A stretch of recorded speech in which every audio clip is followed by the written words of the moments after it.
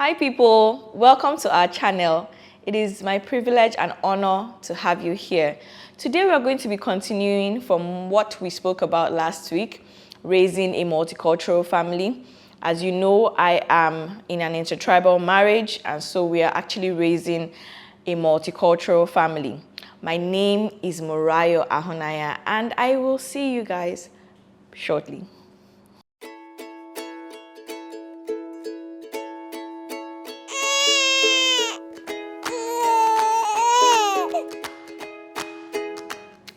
You're welcome back. So today we're going to be talking about traditions, right? Last week we touched on different parts of raising a multicultural family, and I had a lot of feedback. Thank you so much. As I said before, your feedback is very important to this channel. You liking these episodes, it causes YouTube to spread it out to more people. You subscribing is encouraging to this channel as well. You commenting, oh my days, thank you to everyone who has commented in the past few episodes. God bless you. I love reading those comments. I've even gotten personal emails. Gosh, I've gotten personal, WhatsApp messages because my Instagram is down now, or is deleted by Instagram themselves. So I've gotten some personal feedbacks, and I'm grateful. It is from the abundance of those feedbacks that I have, we have to give and to share and to receive again. So one of those comments that I got from last week's video is that I should expatiate on, the traditions, because I touched a bit on some of the traditions that I liked from my end, and some of the traditions that we liked from my end, and then some of the traditions that my husband and I liked from his end, and that we would be, carrying on into this new culture that is being established, the third culture. So for those that do not have an idea of what I'm saying, you have to go and watch the video. I would link it. But just a quick recap. When you are in a multicultural family, and a multicultural family is not just an intertribal marriage family. It can be an interfaith family. It can be like interfaith marriage family. It can be an interracial marriage family. It can be a blended family, a family where two different, families of single parents come together. It can be an adoptive family where the person or the child that you're adopting is of a totally different tribe or ethnicity. It can be an extended family. It can be different things. So a family structure definitely is what influences, whether your family is going to be multicultural or not. And then there are just some people who do not want to continue with the culture and the traditions that they know. They want to introduce new cultures to their children. Maybe they want them to learn other ways of life aside from the ones that they knew growing up, for different reasons, different personal reasons that are valid. So we're going to be talking about how to establish different traditions that will help in building and growing your multicultural family. Amen. Amen. I hope my English isn't too big. Don't worry, I'm going to bring it down. So we're going to be asking mostly rhetorical questions today. I'm going to be giving my 2 pieces and 2 cents on things, but we're going to be talking about traditions and how influential traditions are, and how to create, different or new traditions, or uphold some old traditions in new ways that will be beneficial in the creation of your third culture. Okay, so I have my phone here because I don't want to miss out anything, and I'm just going to be reading some out. As I said, they are rhetorical. So what is tradition? Tradition is the essence of culture. Tradition is the method or the style or the way in which people do things. So culture is the information, the entirety of the information about a particular set of people, a unit, a family, a tribe, a race. But tradition is the essence of culture. Tradition is the way that things are done within a culture. Okay? So one of those traditions that, you begin to realize that you have when you're growing your family is the tradition of new projects or new things. Tradition of new projects, new births, and you want to sit down and you want to think about, you want to sit down and you want to think about things very well, especially if you have not started your family before you start to enter into those traditions. You get me in a bit. You understand me. I'm coming. You understand what I'm saying. Just give me a little bit of time. So the Bible says in Mark 2 verse 22, as I told you, as you know, I'm a Christian, so I always refer to the Bible. In Mark 2:22, that you cannot pour new wine into old wineskin. If you do it, then the old skin will definitely burst, and then the new wine will be lost as well. What does that mean? You cannot do new things with entirely old methods. No, you're going to have a hitch along the line. There's going to be a hitch. If you're two different people from two different cultures coming together, one person, especially, usually is the man, that one person cannot just say, oh, this is how we do things, this is how we have been doing things, this is how it's going to be done. You both have to sit down together. Luke 14:28 says that there's nobody that wants to sit down and have a building. And as we know, marriage is a building. By wisdom, a house is built. Through understanding, his rooms are filled with beautiful treasure.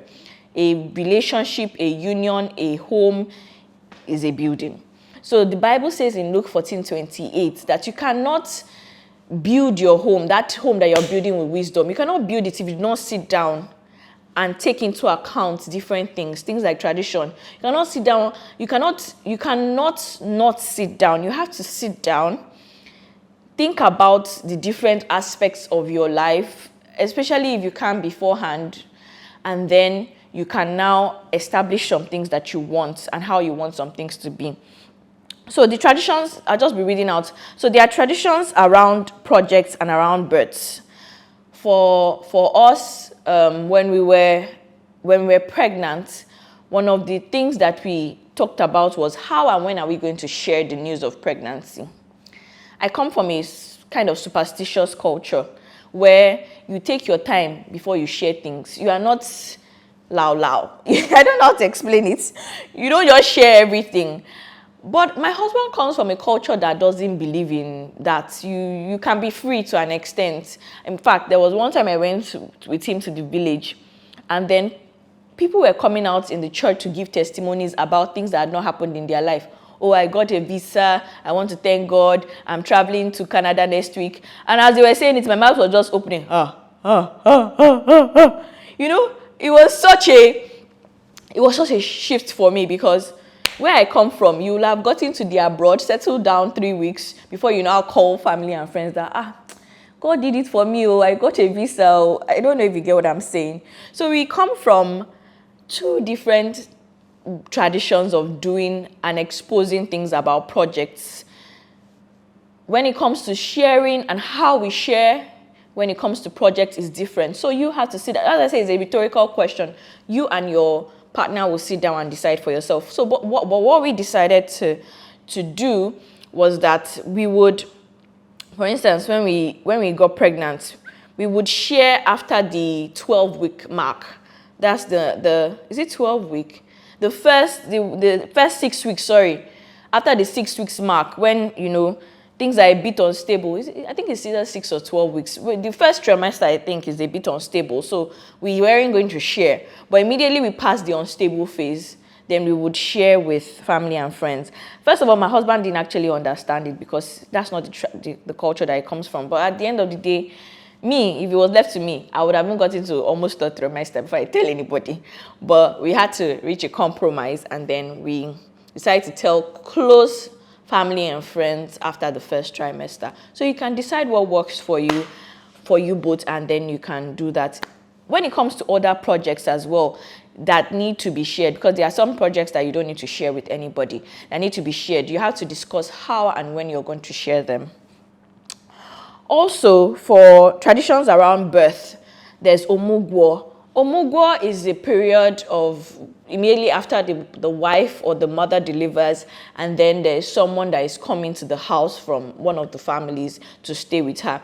So you have to decide who is coming. Is it the mother of the woman that will be coming to stay with her, or is it the mother of the father that will be coming to stay in the house? Personally, for me, and I've said it on this channel many times, I think if the mother of the wife is still available and is still alive, irrespective of what the tradition says, I think personally it should be the mother of the wife that comes. So for my culture, in the Yoruba culture, I think it's the mother of the husband that comes. In the Igbo culture, it's the mother of the bride that comes, at least at first. So for me, you can interchange it. You can say, okay, mother of the bride, come and stay for a few weeks. The mother of the groom, come and stay for a few weeks, so that both of you have the opportunity to bond with your grandchild and then to bond with the family as well. So you can find ways around this. Another practice that we talked about was naming the child.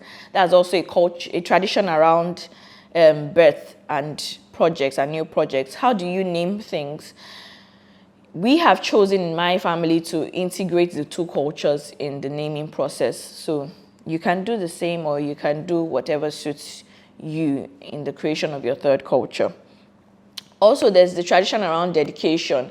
You have to sit down and think, how do you want to do your dedication? Even your naming ceremony, how do you want it to be done?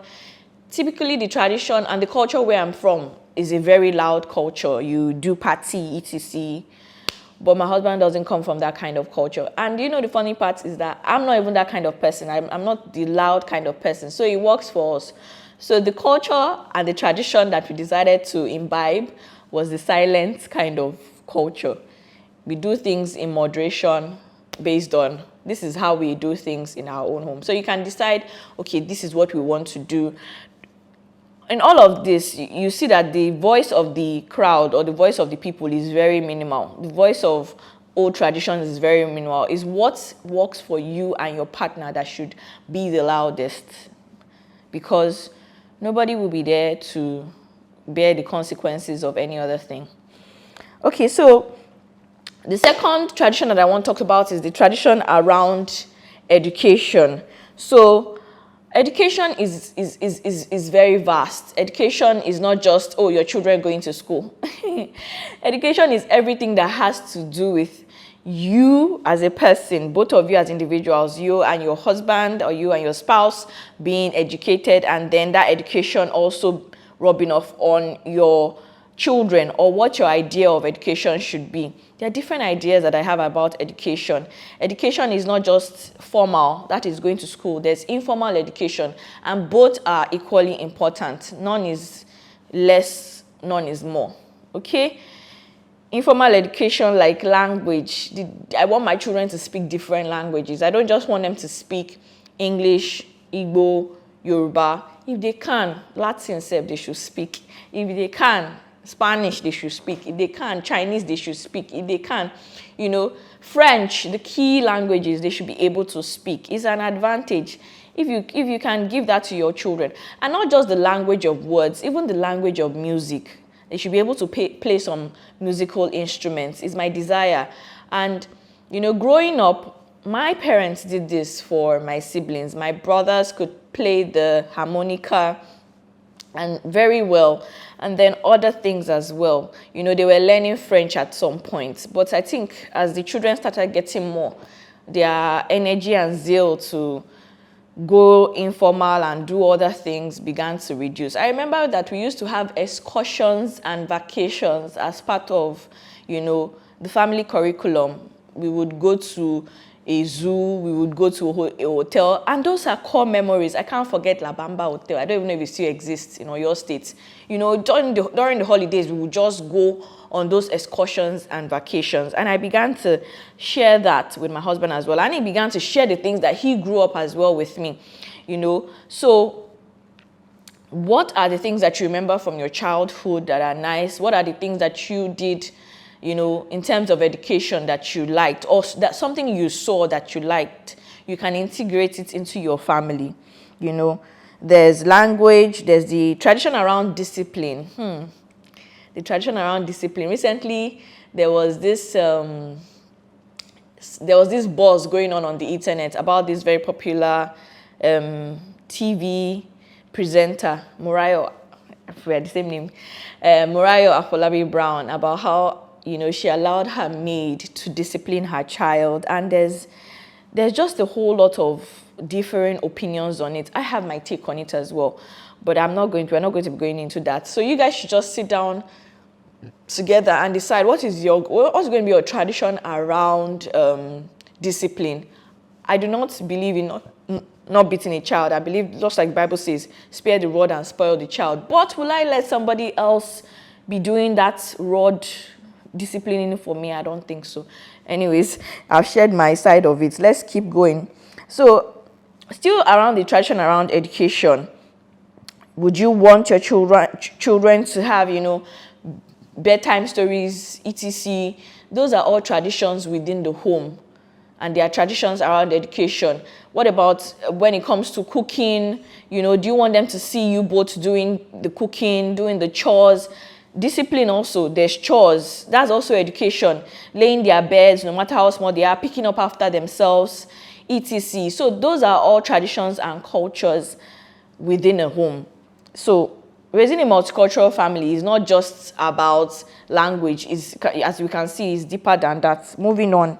The third tradition, and this one is very important, is the tradition around celebrations and holidays. This one we are still modifying, because the third culture or culture is always revisited. It's not just one time you're going to sit down and talk about it and that's the end. No, you're going to always have to sit down, think about it, revisit it, and then modify it. Remember, Luke 14:28 says that there's nobody who wants to build a house that will not first of all sit down and count the costs. If you do not do it, the same Bible says that people will mock you. Yes, people will mock you if you do not do it. So you have to take out time and think about these things. So when it comes to the tradition around celebrations and holidays, what do you plan to celebrate? Do you plan to celebrate anniversaries? Do you plan to celebrate birthdays, religious festivities, mundane festivities? Mundane festivities like Mother's Day, Father's Day, Valentine's Day, etc. New Year. How do you plan to do those celebrations? And do you plan to, for the major ones, major celebrations, maybe like if you're a Christian, Easter, Christmas, how do you plan to do them? Are you going to be traveling? Where are you going to be traveling to? Whose place are you going to be spending the holidays? You have to sit down and think about it. In my own family, yes, this first few years, we have said we will find a way to equally divide visiting both sides of our families, even though it hasn't been like that. We have visited my husband's family more. I think almost every Christmas, if not every Christmas since we married, we have gone to the village. But after this year or after next year, it's not going to continue like that. There's going to be some that we're going to spend with ourselves. We've said that the family culture is not just going to be, every Christmas we are going to the village. They're definitely going to be going to the village, which is very important. But there's going to be celebrating with ourselves or going somewhere with ourselves as well. So you can decide, and then there should also be we traveling to mommy's end of the family as well, because a lot of times we just focus on going to the husband's. It's raining. I hope it's not reflecting in the video. Going to the husband's house, going to the father's house, etc. But there's also mommy's side of the family. So we're going to try to balance that when it comes to holidays and festivities. Now, when it also comes to traditions and celebrations, you have to, based on where you are, as I said, you have to decide what you're doing and how you're celebrating based on your faith as well. I know that for some people that are in the abroad, there's such a thing as Halloween, right? So you have to also be careful some of these things that you celebrate. And, I've heard of a family, my doctor's child's family. My doctor is an elderly woman. So she says that her child doesn't celebrate Halloween. And she tells her children that we don't celebrate Halloween in this house. In fact, they don't celebrate Christmas. They don't put Christmas decorations. They celebrate Christ. She says that because Christmas and Christmas decorating is about Santa Claus, etc., And Santa Claus is not the one that they're celebrating Jesus in this house.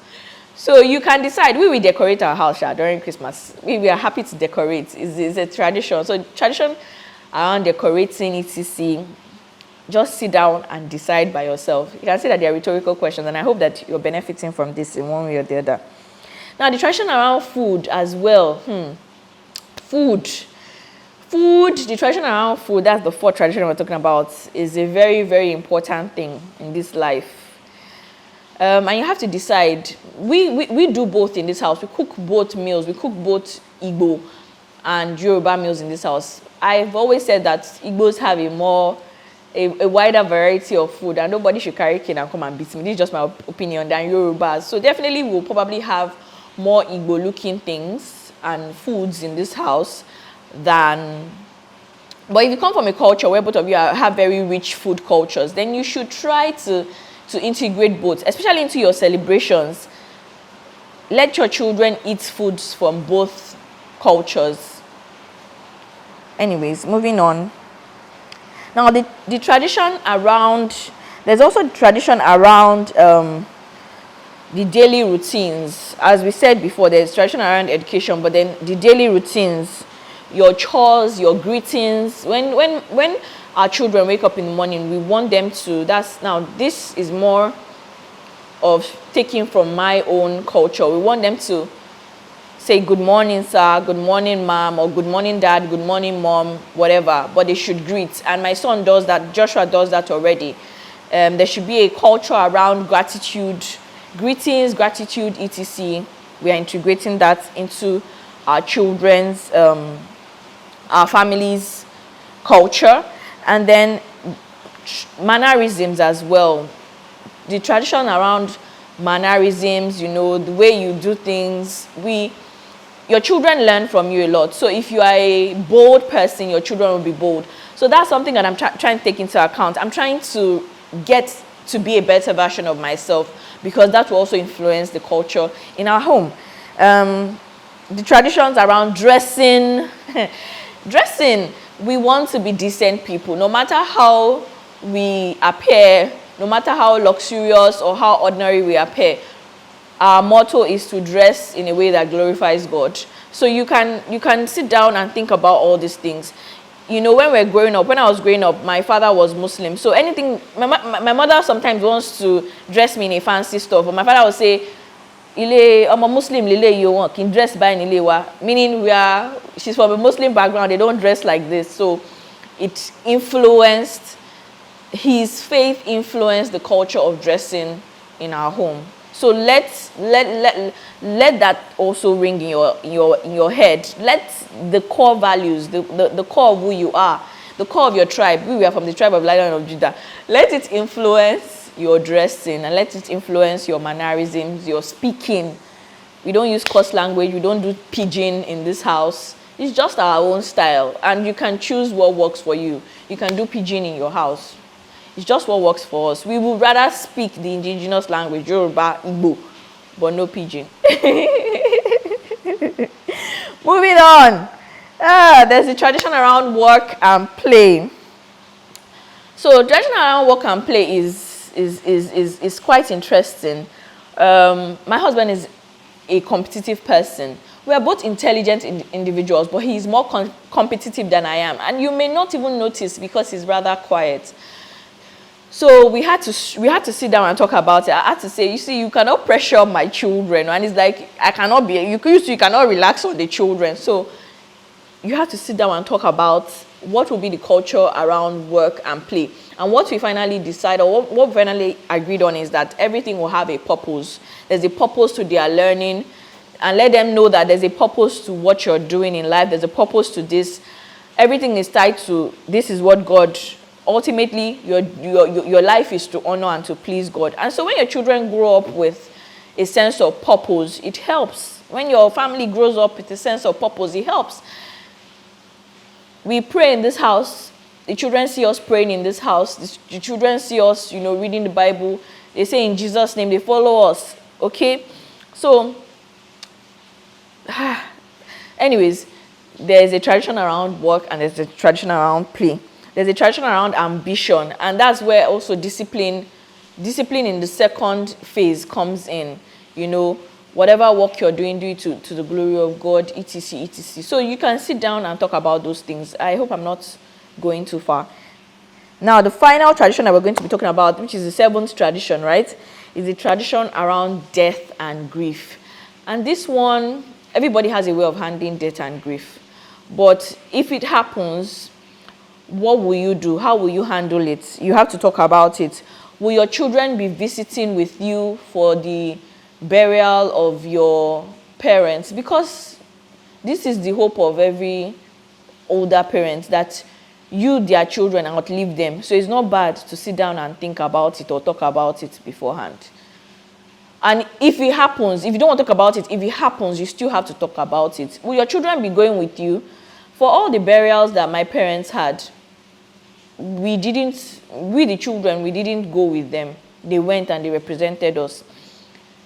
So it depends, for us, it depends on the age of the children when on their grandparents. If they are too young, then there's no need. But if they are old enough, then why not? They should go and celebrate the lives of their grandparents. You can choose whatever works for you. And then how will you handle grief? Will you talk about it or will you be silent? When my mother died, we all handled our grief. And my sister keeps saying that thing affected her a lot. We all handled our grief individually. My father handled it by himself. We didn't really talk about her for like a while. I handled it by myself, my brothers by themselves, and my sister, as small as she was, by herself. So, but I think that it would have been better if we talked about it. So what will be the relationship with grief and death? How will you guys talk about it? I know for a fact, and I share it with anybody that I've seen gone through grief, that you do not want the spirit of grief to linger. So as much as you can, don't let that spirit linger in the air. Be joyful no matter what happens as much as you can. So that is our own personal way of that we've talked about handling some things. There are definitely more things, but I think these will give enough idea to somebody about cultures and traditions. If you've learned from this, please give it a thumbs up, subscribe, and share. I'll see you in the next one. Thank you for joining. Much love. Mwah.